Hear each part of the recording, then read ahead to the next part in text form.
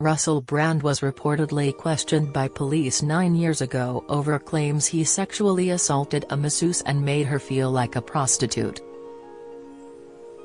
It's been reported Brand's accuser informed police she was allegedly touched in a sexual way at a £5 million mansion during the 2014 attack, which she claims left her traumatized. Brand, 48, was reportedly interviewed by police officers in June 2014 following the woman making a formal complaint. This marks the first known instance of Brand being interviewed by law enforcement in connection to allegations of sexual misconduct. Last week, Channel 4's Explosive Dispatches documentary, a joint investigation with The Times and Sunday Times, aired a number of allegations against the star. Prior to the broadcast on Saturday, September 19, Brand took to YouTube claiming there were serious allegations made against him, which he absolutely refutes and strongly denies. The Sun on Sunday now report that a female masseuse, who the publication are not naming for legal reasons, filed a formal complaint to the police in 2014 after accusing Brand of sexually assaulting her after she was hired to give him a £500 birthday massage.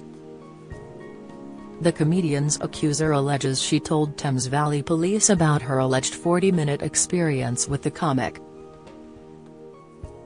The alleged incident took place in 2014 and came to light when the alleged victim made an official complaint to the authorities. It allegedly transpired at a £5 million mansion, where the woman reported being subjected to a sexual way of contact during a birthday massage she had been hired to perform for Brand. The woman claimed that the experience left her traumatized, The Sun reports. Following her complaint, Brand was interviewed by police officers in June 2014. He was accused of sexually assaulting the masseuse during the massage session. This episode allegedly occurred just 2 years after separate allegations of rape were reported against Brand in Los Angeles, as recently detailed by the Sunday Times and Channel 4's dispatches. The alleged victim promptly contacted Thames Valley Police to report her alleged 40-minute ordeal. Law enforcement conducted a thorough investigation, obtaining a comprehensive account of the allegations. Subsequently, Brand was questioned by the police, where he denied any wrongdoing. In a significant turn of events, the case against Russell Brand was eventually dropped, and the masseuse was informed that the investigation had been closed. Nevertheless, this revelation resurfaces as Brand faces accusations of rape, sexual assault, and emotional abuse by 4 women spanning from 2006 to 2013.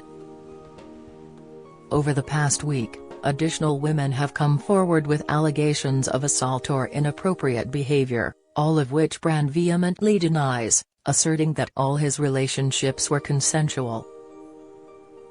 The alleged victim's account to the police reveals that she was hired to provide a massage at an Oxfordshire mansion on June 7, 2014. Upon arrival, she was guided to an en-suite bathroom where a massage table had been prepared. The sequence of events following this point remains disputed by both parties involved. According to the woman, she experienced unwanted sexual advances from Brand and was compelled to leave the premises after protesting. She described her feelings during the ordeal as scared, shocked, and traumatized, claiming that it lasted for approximately 40 minutes. Despite not having conducted the massage, she was still paid the agreed-upon fee of £500. During his police interview, Brand explained that he had felt uneasy when the masseuse arrived and subsequently decided to cancel the massage. According to his account, he had her escorted out of the property. He characterized the interaction as friendly but awkward.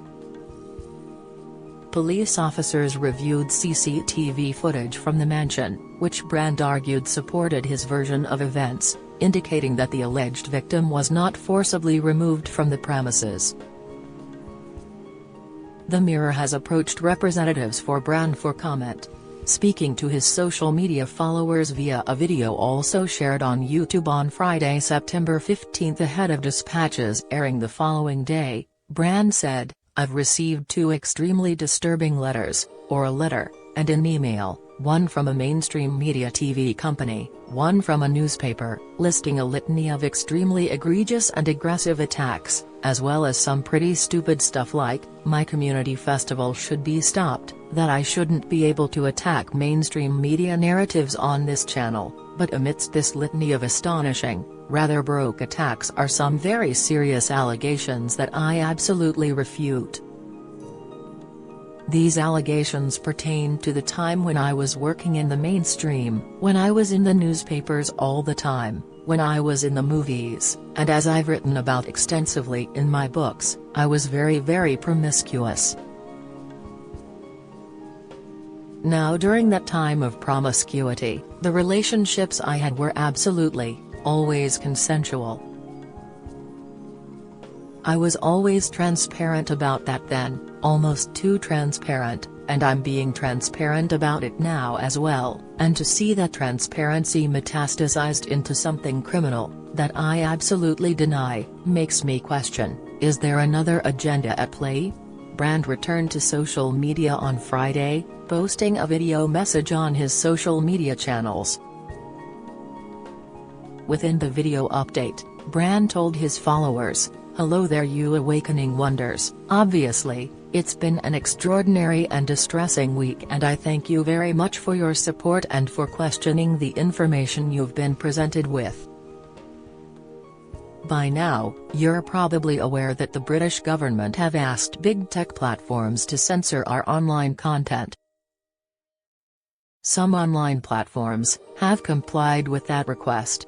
What you may not know is that this happens in the context of the Online Safety Bill. This is UK legislation that grants sweeping surveillance and censorship powers and is a law that has already been passed.